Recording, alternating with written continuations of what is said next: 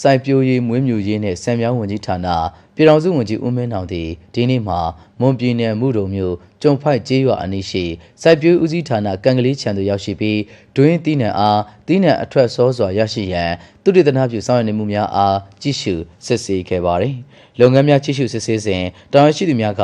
ကံကလေးခြံမှာဆောင်ရွက်လျက်ရှိတဲ့ရေမြေဒေသနဲ့ကိုက်ညီတဲ့တတိဝလံစိုက်ပျိုးနည်းပညာဖွံ့ဖြိုးတိုးတက်အောင်ဆောင်ရွက်ခြင်းနဲ့မျိုးကောင်းမျိုးသန့်ပြိုးပင်များထုတ်လုပ်ဖြန့်ဖြူးဆောင်ရွက်နေမှုများဒွင်းသီးနှံအားတီးထွက်စောစွာရရှိရန်သုတေသနပြုဆောင်ရွက်နေမှုများ GAP နဲ့ Organic ဆိုင်ရာနည်းပညာများပြန့်ပွားရေးဆောင်ရွက်နေမှုကိုရှင်းလင်းတင်ပြကြပါသည်တင်ပြချက်များအပေါ်ပြည်ထောင်စုဝန်ကြီးက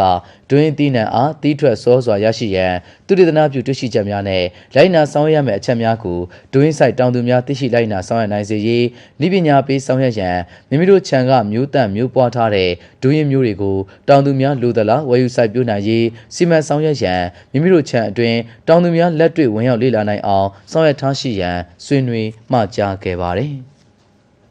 ကံကလေးခြံအနေနဲ့စိုက်ပျိုးနည်းပညာပြန့်ပွားရေးနဲ့ဒေသသုတေသနလုပ်ငန်းများအပြင်ဒူရင်ကြက်မှောက်ကျွဲကောမင်းကောပိန်းနဲ့ယူရီးယားကနက်စုတစ်တူအုံကျူမွေးငရုတ်ကောင်းစားတဲ့ရေမီဒေသနဲ့ကန့်ညီတဲ့တတိဝလံသီးနှံမျိုးများကိုကိုင်းဆက်အဖူးမြုပ်မြေထုတ်စီ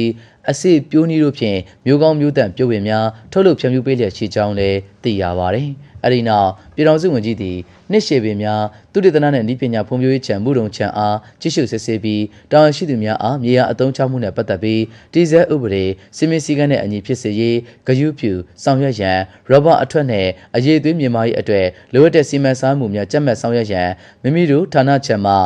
မျိုးပင်ပြိုးပင်ဖြန့်ဖြူးပေးခြင်းနဲ့အတူရောဘတ်အထွက်နှုန်းနဲ့အရေးသွေးကောင်းမွန်စေဖို့အတွက်လိုက်နာဆောင်ရွက်ရမယ့်နည်းပညာဆိုင်ရာထောက်ခံအကြံပြုချက်များတပါတဲ့နည်းပညာပေးဆောင်ရွက်ပေးရန်စိုက်ပျိုးလုပ်ကိုင်သူအတွက်အကျိုးဖြစ်ထွန်းနိုင်စေရေးနဲ့ထုတ်လုပ်တင်ပို့မှုကွင်းဆက်တစ်လျှောက်တရားဝင်ဆောင်ရွက်နိုင်ရေးအသိပညာပေးဆောင်ရွက်ရန်ဆွေးနွေးမှကြားကရောဘတ်ပင်များကြားမှာကိုကိုနဲ့ကော်ဖီသီးနှံများစိုက်ပျိုးအောင်မြင်နေမှုကိုကွင်းဆင်းကြည့်ရှုအားပေးခဲ့ပါတယ်အဲဒီနောက်ပြည်ထောင်စုဝန်ကြီးသည်နှစ်ရှည်ပင်များသုတေသနနဲ့နည်းပညာဖွံ့ဖြိုးရေးခြံမော်လမြိုင်ခြံကိုကြည့်ရှုစစ်ဆေးပြီးနှစ်ရှည်သီးနှံစိုက်ပျိုးခြင်းဆိုင်ရာလေ့ကျင့်ကောင်းများတိုးတက်အောင်ဆောင်ရွက်ရန်စိုက်ပျိုးပညာပေးလုပ်ငန်းထိရောက်စွာဆောင်ရွက်ရန်စီးပွားရေးတွက်ချေကိုက်တဲ့နှစ်ရှည်သီးနှံများစိုက်ပျိုးထုတ်လုပ်မှုမြင့်မားရေးနဲ့တန်ဖိုးမြင့်ထုတ်ကုန်များထုတ်လုပ်နိုင်ရေးအားပေးဆောင်ရွက်ရန်တာဝန်ရှိသူများအားဆွေးနွေးမှကြားခဲ့ကြောင်းသိရှိရပါတယ်ခင်ဗျာ